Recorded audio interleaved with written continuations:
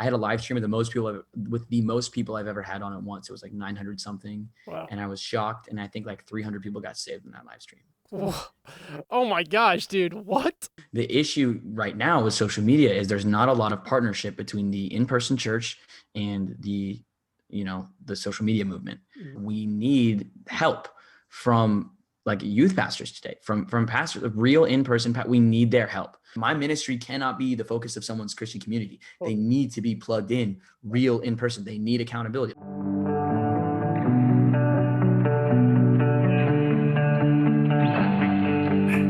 Okay, when I was a kid, I was just young and naive.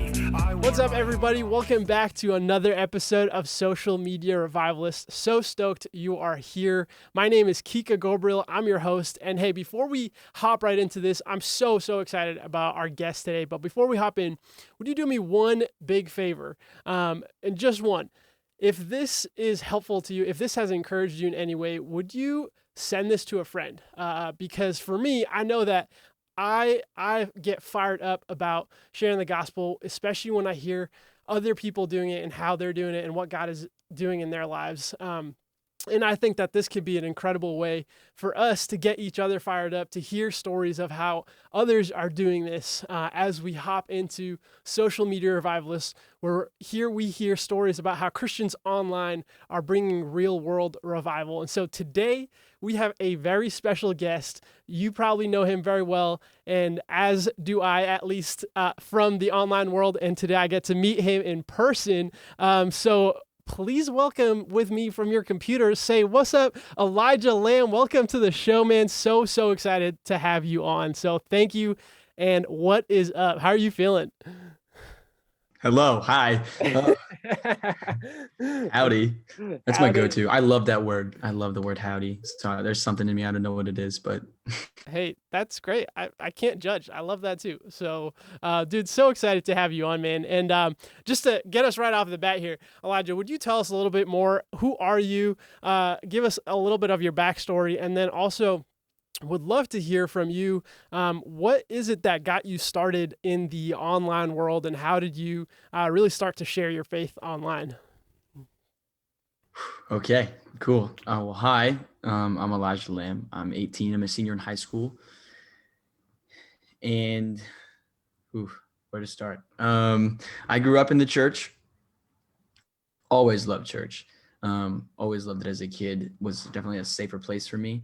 The issue was for me though as a kid was that what I was told life was supposed to look like and how I was supposed to live in the church looked different than at home. So I had parents who dragged me along to church, who were one way there and another way here. And so not that I had like a bad taste in my mouth from the church, because I still very much so loved it. I just was following in their example. And believed truly, sincerely that the church was just a Sunday thing and that Jesus was like a tag on to life. And didn't really think about it any more than that. I actually ended up getting for real saved when I was 14. I was on a mission trip with my grandparents. And as you would expect, after that, everything sort of started to change. I definitely always knew like a ton about the Bible as a kid, just because of my upbringing, the church that I grew up in, and just I had an intrigue with it all. And I've always had like a good memory, so I held on to a lot of random Bible information. I've always been told ever since I was like, probably 7, 8 years old, that I was like a leader, and I never knew what that meant. And so it was just sort of like, here's this like label you have on you now. You're held to a higher standard. That's all I knew, and it was just like wow. And so like. Looking back, like I can see the way that God built me. There are things that he has inclined me towards. The way he's made me was for what he would eventually have me do. I just had no idea back then. But after I got saved, like I said, everything really started to change, like as it should. That should be how it goes. Yep. I started getting the word for the first time, and definitely felt the call to teaching, even just on a small scale. So I started a Bible study my freshman year with a group of other freshman guys. Did that for just over a year.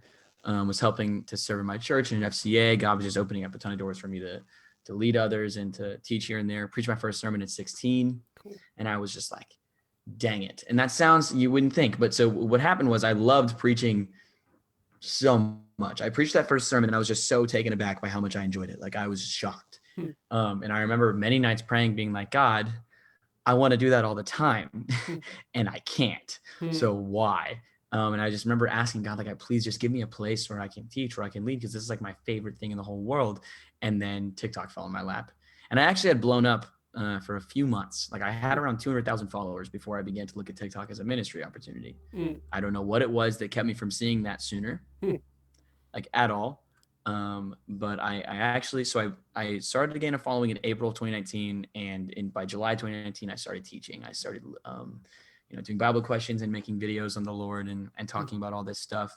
And at that time, it was like me and there was like a small Discord. It's called One Purpose Club. Shout out to any of those guys if they're listening. Okay. And it was like 8 people, like 8 total Christian people. And it wasn't like we were all making Christian content. It was just like we all sneakily found out each other were Christians because of like people's bios, or maybe they alluded to it at some point. And so there were only a few people at this point who were making Christian content at all. And those 2 okay. The main 2 that people would know are Grayson Beard and Alex Young Wilson. They've been doing it for a long time. Yeah. And then I have a good friend of mine named Asia. She's been doing it since forever. She's one of the first people I connected with too.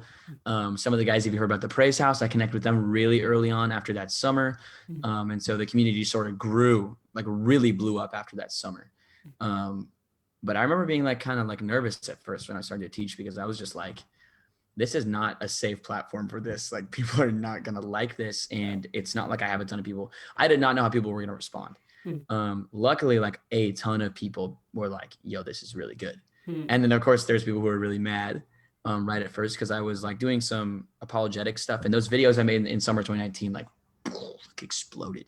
Wow. And they're still some of my most seen videos to this day. One of them actually is like a brief version of my testimony.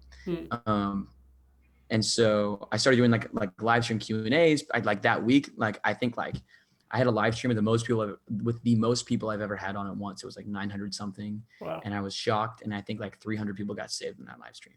Oh my gosh, dude. What? Right. That's amazing. So I was all in this valley of controversy, and I was like, everyone hates me. And so there were all these angry people on my live stream. But there was really just a lot of people there who were curious and wanted to know more. Like I didn't have a strong Christian follower base. So I was like, well, you know what? I could just go answer questions. So I sat there and answered gospel questions for an hour in my grandparents' like guest room. And then I was like, someone's like, what's your testimony? And I was like, oh, okay. So I shared it. And then I was like, okay, well, here's the gospel. And then like a bunch of people got saved. And I was like, wait a minute. Wow. Hold on a second. I didn't even realize that could be a possibility, but like it happened. And out from that, I started live streaming more regularly. And then in October of 2020, Grayson Bearden, amazing guy, has this thing called TikTok Bible Study, and he had me host it one week. It was actually on my birthday of 2019. Cool. And I was like, okay. And I did it, and I was like, wow, this is so gnarly. Like, why didn't I think of this? So then I started my own, which is every Tuesday nights, TikTok Bible Study, and I've been doing that for a year and a half now. So. Wow. Yeah, I use social media to preach and to teach. I look at those as being a little bit different, but to do both of those things to help guide people and answer questions and just help be a light to the lost on social media as well. So, yeah, it is very much so a teaching platform and an evangelistic one to me. So, wow, that is amazing. So obviously the Holy Spirit has totally used you in that world, but do you think like the second most powerful thing was your grandparents' living room? Because I think that must be like a big win for people who are watching, like, oh, he's in his grandparents' living room. Like that must have been like the videos that I posted that week were like in my grandparents' basement, like in their bathroom. And so I didn't point it out, but what was happening was the Wi-Fi is so bad in that basement. So I would go there, film a video in the mirror, run upstairs for it to upload, go back down and film another one. I filmed like 8 videos like that. Wow. And then I'd filmed like 10 more in a different bathroom at someone else's house earlier in the day. Like just these, that's why. So like, okay, there's like a whole like joke of it that everybody who like all my like close Christian TikTok friends before they started posting, they remember seeing me in my mirror. Like, because whenever I was doing teaching, I would just walk up and like zoom throughout the video and I taught on a ton of stuff like that. Yeah. And so that was like an ongoing joke that like the mirror videos, everybody wanted them back because I hadn't done one in so long. But Got it. That's so crazy, man. But like I was all jokes aside, that is like mind blowing, bro. like I've been a pastor for the last like 4.5 years, and that is not like a common thing whatsoever to hear, and it's crazy. Like I there's definitely like pros and cons to what's going on. There's a ton of positive things, and there's a ton of like crap that can be associated with what's going on social media. But I am literally like, I feel like I'm like sweating. I'm like, my heart is like beating so fast. Once you just said that 300 people accepted Christ in that one live stream, that is insane. That is so cool. Like, praise God. I didn't know that fact. That is like incredible. This like takes this whole conversation to a whole nother level. I've seen like through those live streams, like I've seen probably, I don't even know how, like what number I would guess. But because it's been so much time, like this summer will be 2 years. Like I've seen in the 10,000s people get saved on live streams, which is like totally nuts. And like I said, it's something I never could have anticipated. Wow. Like that's why I was so taken aback. And then I remember reading about revivalists in the 1920s, like with Christian radio, when Christian radio first became a thing, and you have these guys getting on, and like this pastor's like, okay, we'll try it out. And then people got saved over radio, and they were all like blown away. Like, what? No way. Like, how does that even, they were just shocked. And so that's the same thing happened to me, where I was like, oh, I didn't think that was even allowed. Like, how can that possibly, but it worked and it happened, and it was, it happens all the time. So, wow. Yeah, I don't know. A lot of people, and I know like all through my friends' ministries as well, they've seen thousands of people get saved, and it's just like not even just on these live streams, but you have kids who are like introduced to Christianity or taught to take it more seriously because of online stuff, and then they go back to their church and get saved. So I mean, like I would like to estimate that there are hundreds of thousands of young people today who have gotten saved in the past 2 years. Like, I did a poll on my story, and it was just like, did like of everyone that answered, it was like, did social media play a part in your salvation? And it was like 40% of people said yes. Wow. And it's like, that's intense. That's a lot of the amount of people that answered. Wow. So yeah. I don't know how many people know about this. Like, this is literally why I started this whole show, is because like, this is my, like, I didn't realize the number was as big as like what you're telling me right now, but like, I knew that something was going on. And like, I hopped in on TikTok back in March during quarantine. I was like, oh, like I just hopped in to just download the app and see what's going on. Didn't realize that there was this whole like Christian thing going on there, and started seeing you and all these other people that are on the show.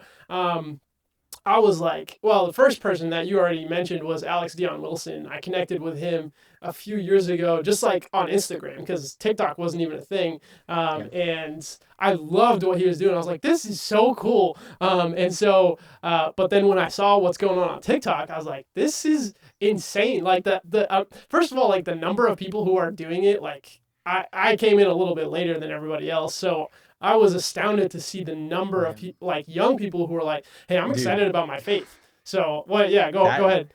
Like, you have no idea how insane that is. Like, because like I said, why I bring that up, coming from seeing like eight people that I knew were Christians to like, I can't keep up with them anymore, like at all. Like, there are so freaking many young people making Christian content now. Like, it's weird for me to like, so we did there was a call that I try and organize every now and again, where I just get creators to come on and pray together and worship together and talk and strategize and just encourage one another.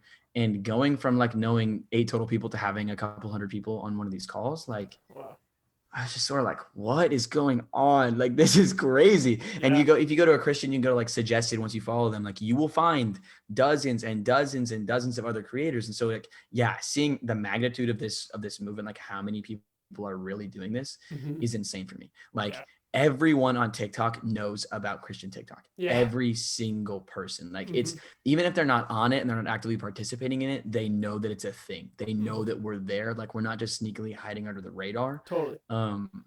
Like, yeah, everyone knows it's there. Like, and we don't really assume this, but I know for a fact that there are talking like big creators who have seen and encountered Christian TikTok and know that it's real. Like it's all over and it's reaching every end of the earth. Like seriously, like it's everywhere. That's so cool. That is so cool. I'm so fired up right now. I don't even know like what to do with myself. That's so exciting. So, okay. So I did a little bit of studying. I'm in seminary right now. And I had to write this huge paper comparing, this preacher back in one of the revivals, like 100 something years ago, this guy George Whitefield, and then this other guy John Wesley. And so like Christian people who've like done a little bit more studying in like American Christianity might know these people's names. It sounds like you know them as well. And there was something so interesting that I learned when I was studying this, where George Whitefield was like the big, huge preacher. Like everybody knew his name. Everybody knew who he was. Hundreds and thousands of lives and souls like came to Christ, went to his like tent meetings and heard him preach and was like, yes, I accept Christ. And so he had tons and tons of people. Now, John Wesley was also similar to that in that he would also like do revival nights, and people would come and they'd hear the gospel, and a lot of them would also hear the message and give their life to Christ. Now, the difference is, and this is something that I don't know, so I'm genuinely just asking you and wondering, like, what are we doing in the Christian TikTok world? Because this difference that occurred between these two guys meant so much. And here was the thing. George Whitefield on his deathbed wrote to John Wesley, and they didn't have a really good relationship, unlike many, or maybe somewhat similar to some of our TikTok friends online here, Christian TikTok friends. These two Christian guys, and on his deathbed, George Whitefield like called for John Wesley and basically was like, John, I wish that I had done what you did and I didn't do. And that one thing that Wesley did that Whitefield didn't do is that Wesley made sure that everybody who accepted Christ was getting plugged into a deeper, like a way to grow in their faith, a way to continue, not just like a one night, like, yes, I accept Christ, like I'm a number in the crowd, but like, all right, I'm going to get plugged into a group. I'm going to get plugged into a church, things like that. And I know for a fact that you're doing things like your Zoom Bible study. I know that you're doing things like what you're doing on YouTube, and et cetera, et cetera. And that's incredible. And I think you are taking things to another step where it's just like, I'm not just like trying to get some clout out here. Like you're serious about this, and you're actually like doing something that from our history of Christianity, we know that this is actually like, this is so important and so effective. So I'd love to hear from you. Like, what are your thoughts in that kind of zone of like, how does follow-up happen? And especially for like some of these like maybe older Christian leaders in our world who might not know about what's happening on TikTok, I think this is the question that they might ask of like, okay, this is great, but like, how do we know that like we can continue to follow up on this and things like that? So what I will say, knowing about Wesley, the way he operated was, it wasn't just like he was like, okay, make sure you get plugged in somewhere. He came into a town and partnered and worked together with the church there, so that he could be like, okay, like the people from this church are here, like get plugged in and be with these people. The issue right now with social media is there's not a lot of partnership between the in-person church and the social media movement. And that's where it's like, me as a young person who's leading, like, and I know I can speak to my brothers and sisters on their behalf, like we need help from like youth pastors today, from pastors, real in-person, we need their help. Like we actually need them to partner with us to strategize like how to help people take their next step, because we can have tons of people say like they've given their life to Christ, but like, again, they need the church. And so I can do as much as I can. And as much as I can is telling people they need to get plugged in. Totally. Because I can't go to like at the end of every live stream, go to the 100 people that get saved or whatever, and be like, okay, here's your area. Here's a good church I found in your area for you to go to. Like it's impossible. Yeah. And it's like these people, and I talk about this all the time, like they need to be plugged in somewhere. That is a need. Like that is a command. That's not something that you can be like, oh, I don't know if I really should, or I kind of want to. Like, no, you need to be plugged in, or you can't be an effective Christian. Like you need the church. And so there's literally no excuse to not be plugged in if it's available to you. Because I think there are believers out there in this world who don't have the privilege of community that we have in America. And so to not take advantage of it is insulting to them. Yeah. And so, but the issue is that like, we can only go so far. Like I can say, go get plugged in. Then what? And so there needs to be some level of partnership between the in-person church and the online movement that like, we just need to explore. And, I think that becomes a lot more possible when the in-person church, like it takes the social media movement seriously, and I'm not saying that this is like a widespread thing, but I think that there is already becoming a sort of connotation, a negative connotation with being like a social media preacher, where like the in-person church, like leaders in real local churches don't take us so seriously. And it's like, not that it's meant to be like a competition, but it's like, we are all the church, like you have a real in-person congregation. Like it's me and my brothers, like we lead on people online. Like we want to be partnered with that because my ministry cannot be the focus of someone's Christian community. Totally. They need to be plugged in real in person. They need accountability. Like that's why, I get upset sometimes because I have freaking hundreds of kids in my DMs every week who want to tell me about their life story and ask me to solve all their problems. And I'm like, dude, you need a youth pastor. Like you need a leader in your life who can help you with these things. I can't take that responsibility, And so to be honest, I don't know exactly what that's going to look like, but there has to be some sort of like reach between, and listen, if you are a youth pastor listening, totally right now. Yeah. I can get you connected with every single Christian TikToker. Like we can do this. I like have a little boat on my island to every single one of them. And I can get them all anywhere you want them. Wow. Like, and I have friends who anyone I can't reach, they can get to them too. And so it's like, if all you need to bring is a web of youth pastors across the country and across the world, really, so that we can brainstorm and strategize and actually like, and I haven't even thought about this until this very moment. Just the fact that there's like, so Holy Spirit, thank you. That there's like no partnership between, these online people. And the issue then is because there's a lack of this, like online people have no accountability. And they can get away with not being plugged in. And it's like, no, there has to be like, so, and I talk about this too, like there's no form of church governmentation online, it's every man for himself. And it's just like, there has to be a better way. Right. And so like, that's why I say like, it's not just we, online guys or in-person guys, come on, like step up. It's like, no, like we need your help. We really do, because we want to reach these kids that we know you want to reach as well. That you want to see your students like have their lives changed for Jesus. And we want to partner with you in as many ways as possible to do that. And I want to see youth groups grow and communities flourish and see churches across the country experience revival.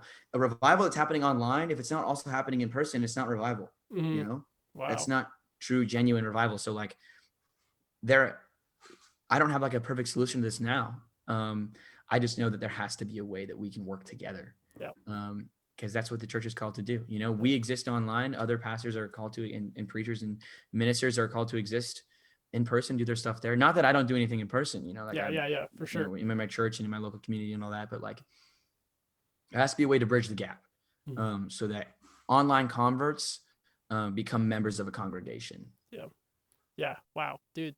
That is so freaking good. I'm literally just like jumping up and down in my chair hearing this. And because like I am on the same track, like I'm thinking the same thing that you're thinking. I think we got the same thoughts at the same time of like, okay, how do we bridge this gap that exists between the online world and the church world in person? And literally, I think maybe like after the show is done, like we should keep talking and figure this out, because this is realistic. Like, I think this can happen. And I think like if people start, like you just called for help, like you were just like, youth pastors, listen up. And so this is legit. Like this is so serious. And I think you guys are on board. Like the whole Christian TikTok world would be on board with this. I don't see any reason why anyone would be against this. And I think it can make such a huge difference in terms of like longevity of people's faith, like not just like a 1 night, 1 week, 1 month, but like people can get connected to a lifelong community that can help them to continue to grow in their faith and give that maybe sense of accountability. Maybe that I could see some Christian TikTokers being like, I don't know about that, but like, but because they want to be autonomous, some of them, I think. But I think there is something there that is huge. So let's keep talking about that. Let's come back to that later.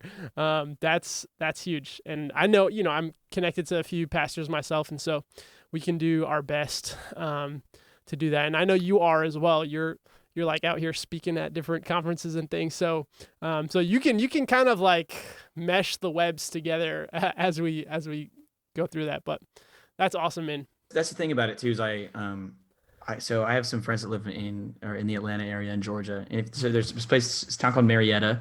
And there's a place called Marietta Square. And right outside of it, I always say it breaks my heart when I'm there, because you can look around and see like 8 different like chapel steeples, like just within like a 1 mile vicinity, you see all these churches. And I always ask myself, like, I wonder if these churches work together, like, do they join arm in arm and lay down their differences and like push the gospel together? And so I don't want it to become like you have your in-person churches and then you have a whole nother denomination. It's like, no, like I want us to be able to join arm in arm and like work together to reach as many people as possible for Jesus, to further the gospel. And so it's like, we can do so much together. And I don't know exactly what that needs to look like. But I definitely think the Lord is like right now, like this is like heavy on me right now. Like I'm jumping up in my chair too, like excited about this. Cause I haven't even really unpacked this thought. But yeah, there's gotta be a way to connect those two sort of branches as they're becoming.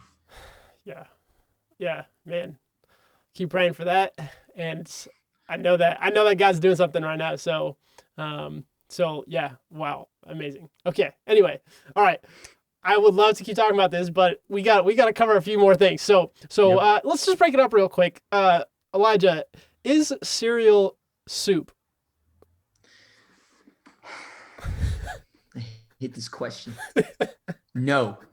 Okay, why not? Soup has broth, It's not just liquid, okay?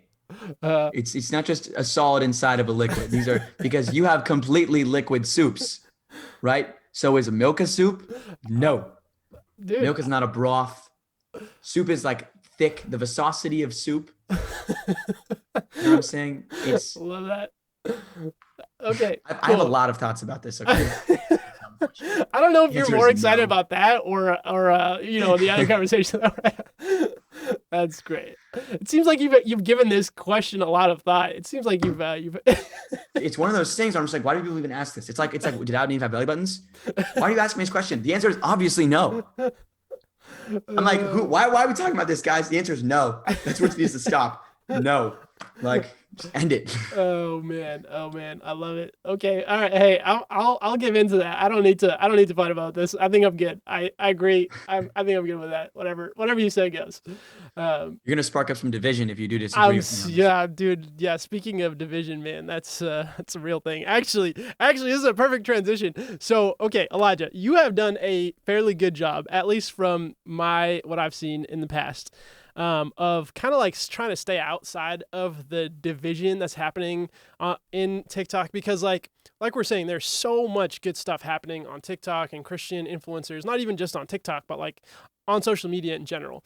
But there's also like, if people have watched Christian TikTok specifically, they know that like there are people who are constantly like calling each other out, or like, hey, he's a false prophet, or she's a false teacher, or whatever, like these things, that it happens. And before I give my thoughts on it, I would love to hear like, how have you walked through things like that? And how do you, cause like, to be honest, like, I think you're a little bit more mature than maybe some others who have kind of struggled with this. And I think we can all learn more about how do we do this well. So what are your thoughts on that?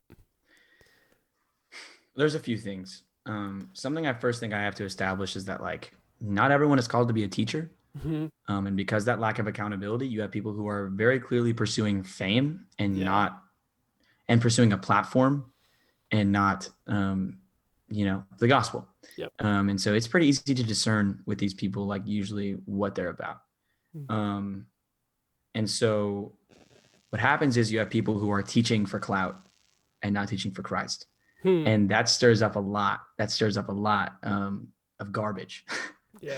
And so and like I said, because there's no partnership with the real in-person church, and I guarantee you there are a lot of these young people who are doing this, and even older people now who are teaching that are not plugged in, and so they don't have anyone in a local congregation who's discipling them or holding them accountable. And if they said something crazy, they wouldn't call them out for it. And so they're totally relying on other people online to be all their accountability, which they don't want accountability in the first place, which is why the pot gets stirred. But as far as like calling people out goes and things like that, so I've never called anybody out on TikTok. I've disagreed with plenty of people, all the time, but I just have never seen a productive end to people making videos about each other. It just doesn't work. I just haven't seen it, and it's because you have all these guys who are saying like, I'm a teacher now because I have this platform, and it's like, well, you're not called to teach. And they don't think about the fact that, I believe it's James who's like, hey, teachers are held to like a higher standard. This is not something to mess around with. So yeah, I've never seen a productive end to calling people out. I just don't think it ever really does any. And I think that the strategy that most people go about it is bad. I've had people like stitch my videos. And they're like, here's why I disagree with this. And I'm like, oh, okay. Like this video is fine. Like this video is not calling me out. This video is being like, here's what I think about this topic in comparison to what this person said. Not this person is a heretic. Don't listen to anything they say. How dare you say something like that? It just is so unproductive. And, there's a difference between encouraging public open discourse and publicly calling someone out. Those are two extremely different things. And it's different than in like, so here's why TikTok as a community is very different from your average in-person community. Your average in-person community, you have one, if not like a couple teachers. And then you have a bunch of congregants, and the teachers, they hold each other accountable. Like if my brother, like if I see him in sin, like I'm like, hey dude, let's get through this and figure this out. And we are like in person. I'm not calling him out for being a false teacher. I'm calling him out for concealing his sin or whatever. And I hate the phrase calling people out. I think that sucks. But holding them accountable and maintaining the grace of Christ, having a picture of the grace of Christ in their life so that the mercy of Jesus can lead them to repentance or the kindness of God. The difference on TikTok is that you have a bunch of teachers. And so this would be more like if you were at like a conference of pastors. And they all just got up on stage and started pointing at each other. I mean, like, this is why I disagree with the things that you preach, and this is why I disagree with the things that you preach. They just wouldn't be productive at all. Right. And it's not brothers holding one another accountable. Like my brothers are the people I know and I'm close to. Like they are still people who are far away are still my brothers in Christ. But like the ones I have a personal spiritual responsibility for are the ones that I am in close proximity to, whether that be just in relationship or in physical location. And so it's not about being like, I'm calling them out of love or correcting someone out of love. It's literally just like, this person said something that bothered me, so I want to bring so much attention to it so people can see that I'm smarter than them. Yeah. And it's whack. And it just is, like I said, it's not productive. Even if like, at this hypothetical pastor's conference, even if that pastor up there who was calling people out was right about every single thing he was saying, it would not help anyone. Right. Especially if this thing was like streamed to all of their followers and every pastor's follower could see this. And it's like, now we're not even divided just by division. We're divided by which pastors we like. Yeah. And it's like, it's insane. It is so insane. And everybody is so quick to call someone out. And I think the community has gotten a lot better. And that makes me really happy because like I've done a lot of behind the scenes fighting, not to like bring attention to myself. Like that's not at all what I mean, but like the Lord has laid it heavy on my heart to steward this community and lead it as best as I can. Yeah. And so I know me and a ton of my friends who have done it so much more than me because they're so much more connected to the people. But we like, as a lot of us in the community are taking effort to like heal this community and lead it in the right direction and steward it well so that we all are bearing a true gospel witness to the people who see us. And so I think a lot of really healthy steps have been taken. But of course, there's always going to be people who are saying crazy things. Yeah. And I'm at a point where even like in person, like there was when I was really into pointing out like false teaching and stuff like that, just in the real world, like American Gospel, if you've ever seen those documentaries, I was all over that. I saw that, like I watched that first one before I was even on TikTok. And I was all about it.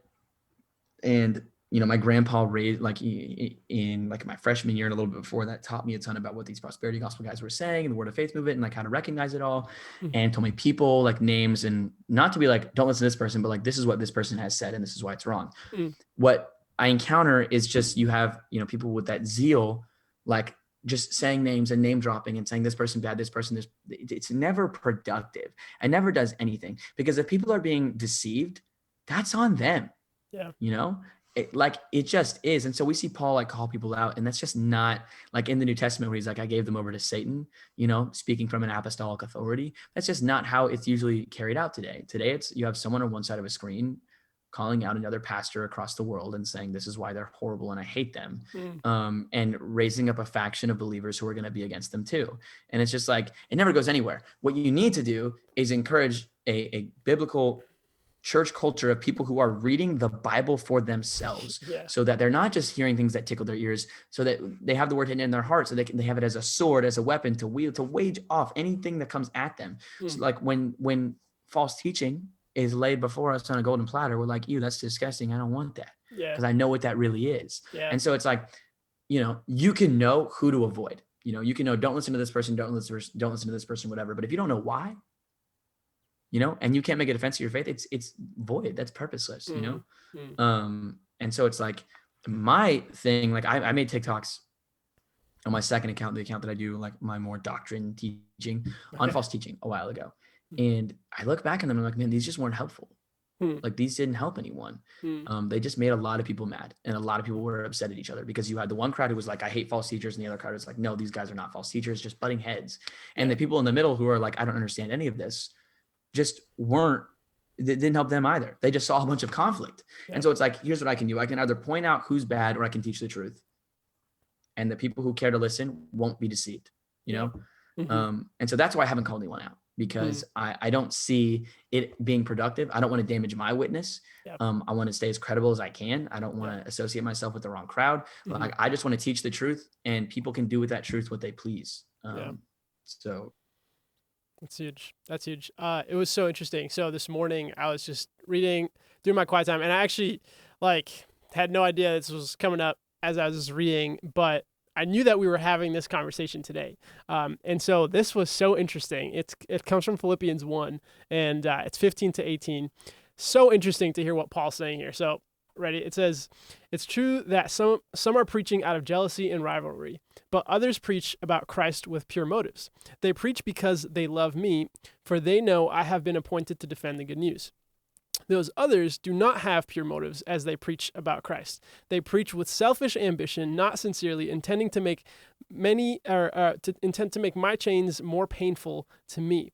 But that doesn't matter. Whether their and this is like the crazy part, right? So whether their motives are false or genuine, the message about Christ is being preached either way. So I rejoice, and I will continue to rejoice. So talking to my buddies about this passage literally this weekend. Really? Okay. Like we were discussing this, and this, like I brought that passage up because I've always felt that was so compelling too. Like it's crazy that he would say that, because our perspective is like, I see someone who is kind of off to me, or I don't kind of like, and it's like, I need to point it out and tell everyone in the world. And he's just like, Paul's like, dude, whatever. They're preaching the gospel. I don't care what their motive is, you know? And I'm like, there's nothing I can do to like fix that from here. So dude, so that's what I'm saying. Like when I see these guys and girls on people that are preaching and making videos, like it's not hard to discern and tell. And I think that that's a part of the negative connotation now, is it's so easy to gain a platform. And so many pastors and people in the church are walking on and seeing a bunch of people who are very clearly immature, like not just in their faith, but like as a person. And they come on and it gives like a lot of us who are like really giving this thing our all a bad rap, because they come on and just see people who are so obviously that's so true, fiending for clout and trying to be seen by people. And not that I haven't fallen into that, dude. Like, listen, like a youth pastor can see that, but they can't know how hard that freaking is to have hundreds of thousands of eyes on you and stay humble and like not get in your head about it and get puffed up. Like that's hard, man. And the Bible warns us that like new believers, like if you put a ton of eyes on them, like they will get puffed up with pride.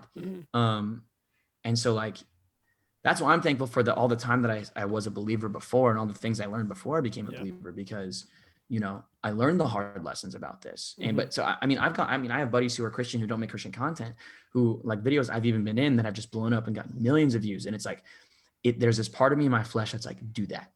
Like get looked at, get fame. And it's like, I can be like, oh, but it's, you know, people I'll bring in new people who can hear about the gospel. And it's like, dude, some of the biggest Christian creators are the people who only ever preach the gospel. And that's all they do. Yeah. It's you don't need to like cheat your way around and fight for clout in order to gain the followers. And so, I mean, I always like, but yeah, that passage is super pressing on the matter, because, you know, you have guys and girls who are very clearly like operating out of impure motive. It's not hard to tell the difference. And it's just, I'm at a point where I'm like, I don't need to call you out, dude. I mean, I may feel like you're being fake, but you're proclaiming the gospel and people are learning. So whatever. Yeah. Whatever. Yeah. And honestly, like, I can see why that can be so hard for some people too. Cause it's like, I'm trying to preach like this truth. And you're like, and sometimes it's like, I guess there's a little bit of a differentiation, because like Paul here is clearly saying like, they are preaching Christ. And so like, maybe the line gets a little bit blurred when people are like teaching things that maybe are misleading people. And so maybe there's the difference there, but I can totally see why this can be so difficult for some people to be like, I don't know like how to respond to this well. But it is like Paul's making it pretty clear here of like, hey, you know what? They're preaching Christ and people are coming to know him, and that's changing them. And that's like the most important thing. God will deal with like their pride and their, you know, desire for, you know, fleshly, whatever it is. But I just wanted to throw that in there, see your thoughts on that too. So that's a great response to it. And I think what you're doing is a great model for it. And I'm glad that you're kind of like part of that leadership, to guide people towards that, in a healthy way. And, I totally agree with you. I think it's pretty, like you're saying, like it's a bad witness. And I have been very put off by a lot of these like young Christian people online, because it's just like, I don't want to watch you like talk about this other person who's like, I just don't need to see that. Like this, it's not helping me. And I don't know, and I don't want like at all for Christian TikTok to become like some deep like niche that you have to be a part of, to like you have to like really sink into to understand what's going on. And it's just like there's all this inside stuff and this drama. Like that's just not that's not what the church is supposed to look like. Right. And so I've always felt like frustrated by stuff like that. Because there have been conflicts that have happened and been settled behind closed doors. Yeah, right. Not in front of our followers. Like if that's why I always say, like, if you genuinely care about the person who's saying the thing you disagree with, and you think they're genuinely making a massive error, then it is still within your power to reach out to them and do something genuinely effective, because we've squashed beefs. We've corrected people's teachings. It's happened behind closed doors and quietly, and it's been done that way. And it's so much more productive, because that's not in front of a bunch of immature believers who don't know how to interpret that. It's not in front of a bunch of unbelievers who see a church that just proves like the lies they believe about how hateful the church is. Like we're just proving their point, you know? And it's not in front of a bunch of people where the person who's being called out feels the need to get like defensive. You know, it's in a safer place where like things actually change. And that's better. You know, just because we're online ministers doesn't mean everything needs to happen online in front of everyone, you know? Right. So yeah, that's huge. That's a good word. That is a word, I think, for everybody here. So thank you for speaking that. And hopefully people hold on to that as they move into this, whenever it happens, because I know it will happen, and we all make mistakes, right? And so like in that same passage that you're talking about of like some people shouldn't be teachers, I was literally just preaching about this past Sunday, and my sermon title was "Shut the Hell Up," and I was like, I'm sorry that I'm saying this, but like literally James says in James 3, your tongue is set on fire by hell, and so we need to shut the hell that like is being set on fire in our mouth, we need to shut that up, and we need to stop allowing Satan to use our tongues to hurt and break down other people, and use that to God's glory. And so how do we make sure that like this, like we are using God's, especially for people who've gained some influence and some followers online, how do we use that in a way that is glorifying to him and bringing people to him before it does anything else? And in that passage, he says, you know, we've tamed every kind of animal, but we can't, no human will ever be able to tame the tongue. But that doesn't mean that we can't move forward and take steps into really making sure that like we are as much as possible like Christ. So that's my piece on that, but so good. I love that. Okay. All right. Give us, maybe this, I don't want to take too much of your time. So would love to hear, tell me, or tell us, is there any like one or two stories that you feel like from your past few years of being online, and how you've seen God? Obviously you've already told us like the thousands of people who have received Christ, but is there like a particular story, a particular person, you don't have to say any names, but something that like you feel like, man, this is so cool that I got to like be part of God using me in this way, online and then in real life? There is one story that I just love to tell, so bear with me. I made a video about this one before, but it's like one of the most incredible things that's ever happened to me. I was taking like a sort of like a hiatus from ministry. I hadn't really done a ton, but one night I randomly was like, you know what? I'm going to do a Zoom tonight. Just like randomly posted about it. Hey, join the Zoom if you want to, and did Q&A for a few hours. And I was really, really going through it at the time. I got diagnosed with depression about a year ago. And so I've been struggling with that for a long time. And so this was towards the beginning of that battle. Like I was just like so beaten up and tired and just like, what is going on? Like I'm just exhausted. And I was like, you know what? I'm going to get on there. And so I'm answering questions and going through, and someone was like, hey, can we talk about depression? And I was like, how do you know I deal with that? And started talking and just started sharing. And what happened is, you know, this is the midst of quarantine too. I look up, and as I'm talking and praying through this and sharing scripture and encouragement and crying myself, I look and it's like, dude, every face I could see was just sobbing, weeping. I mean, there's like 100 kids on this call at the time. It's just everyone is just like waterfalls, you know? And, you know, I went through and I was like, hey, like if any of this stuff resonates with you, like if you're in this place right now, like just say your name in the chat. And it was like 50 people that were in that same spot. Just and I'm so thankful that all these 50 people were there. And so I was like, you know what, let's pray. And so we worshiped and we prayed, like we all literally just went through and prayed for like 20 minutes. And then after praying, I was like, you know what, like there's something else going on. Like I need to pray for something else. And what I ended up saying was like, I feel like the Lord is telling me, and I hate people who are like, the Lord's really laid it on my heart. That's one of those phrases I can't stand. But I was just like something, like, I feel like there's someone here, I could be wrong. I feel like there's someone here who is planning on taking their life tonight. And I don't know why I feel that way. But so I went and encouraged them a little bit. And I was like, guys, can we just please pray for this person, you know, if they're real? And so we prayed. And then we like played some hype worship music and just danced together. And I was like, everybody needs to get up and dance with me. So like literally everyone turned their videos on. We're all like dancing together, worshiping and just having a good time. And it was a beautiful night, and it just keeps getting better. I ended the live stream, and first thing I see in my DMs is a paragraph. Hey, that was me. Like I had a note written out. I was going to overdose. Like and I was just like, whoa. And they were like, this girl literally said, like, I prayed and was like, God, like, this is your last chance. Like, give me a reason to stay alive. Wow. And like 2 minutes later, she saw my story post and was like, okay, I guess I'll join. Wow. And like that girl is alive because of that night. And I literally remember I'm like, every time I tell this story, I get like butterflies, just like thinking about, like I get chills. But that story is still insane to me. Like one of the most insane things I've ever experienced.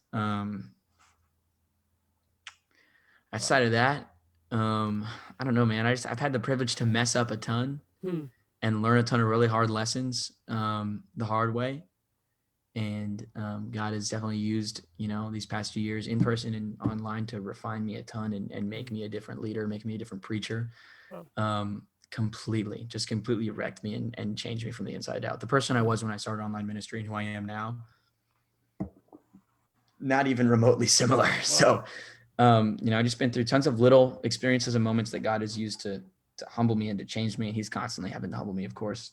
Because it's real easy to have all these eyes on you and especially being like thrust into that platform so young, so fast, was hard. That's really, really difficult. And like I talked to my dad and my grandma about this a little bit. It's just like, it's a hard transition to make, to go from just being normal to being 16 at the time with hundreds of thousands of followers. And that's like a lot of responsibility.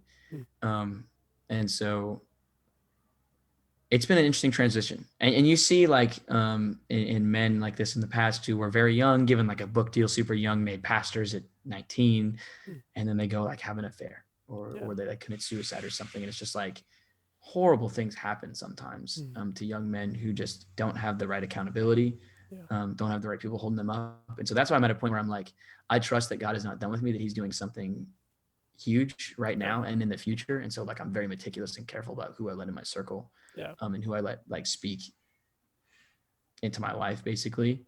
And so I'm constantly trying to be better just so I can continue to help lead the wave of revival. That's like something that just constantly I'm like on my knees about, just the fact that like God like has chosen me and used me to help bring about revival. Cause that's like my big, like, I'm so excited about Christian revival coming, and it's something I've just been interested in for so long. And then to see the Lord like use me as a nice little jar of clay in the midst of this massive revival is like, man, the fact that I even get to witness it, to watch it happen, it's just like, I don't even know. Totally. I love it. And that's, and on my end, it's like, okay, I back in March of 2019, I started posting, I think it was 2020. I mean, started posting like little clips on TikTok myself. And then I was like, you know what? These guys are doing a better job than I am. So I'm going to stop doing this. I'm going to continue to like pastor my flock out here in Boston. But this is just like something that has really caught my eye, and I'm so amazed at how God is using you guys. And so if I can't be part of it, I at least want to let like people know about it. And so like, this is the whole reason, or one of the big reasons I started the show, is because something is happening and you are a big part of that. And man, like if there's any way that like, hey, church leadership, like let's get together and let's support these young people who are doing this. And because God is doing something and he wants us to all be in it together. And so thank you for doing what you're doing, because it is so needed. And it is, you're reaching people who other mega church people can't and aren't reaching. And so you guys are doing your part. You're being faithful with what God has given you. And I love that. And I'm so excited. I'm praying for you guys. So just so cool. I'm still like in awe of like our conversation right now. So praise God for it, man. Any last thoughts, any final words that you want to share with our listeners and anybody who's following along? I don't know, man. My tagline is and will always be: revival is coming, revival is here. Yeah. So Amen. Crazy stuff going on, and it's all because the hand of God is moving. And I just think God has a huge heart for Gen Z, as he does for all people, but like he loves the broken, especially in a special way, and Gen Z is basically across the board, just totally wrecked. And so, I think he has a passionate love for Gen Z, and just one day, like, there's so much going on right now that people don't see. One day they're just going to look around and be like, whoa, wait a minute. What happened? Like things are so different. And it's just because like, revival isn't always so loud in the beginning. It's quiet, but like, just like you said, like you didn't even know so much of stuff was going on. And it's like, eventually like we will see the effects of this, but like it's happening right now. And so I'm excited all the time that I even get to just watch it happen. So praise God. Praise God. That's incredible.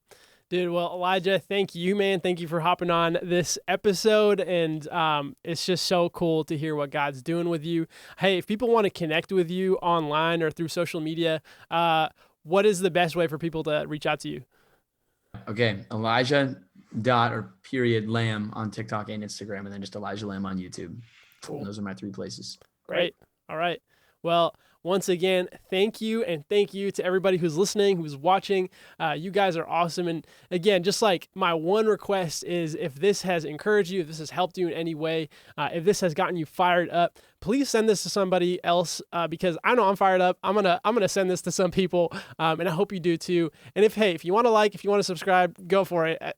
That's not my ask. But if you want to, I won't say no. But thank you, and thank you, Elijah, again.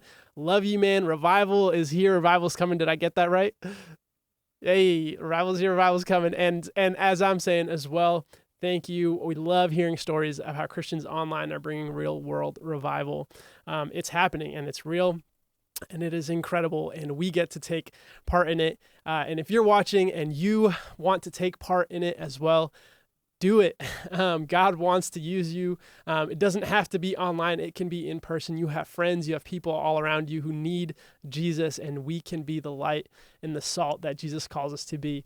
So let's do it together, and we'll see you guys on the next episode of Social Media Revivalists.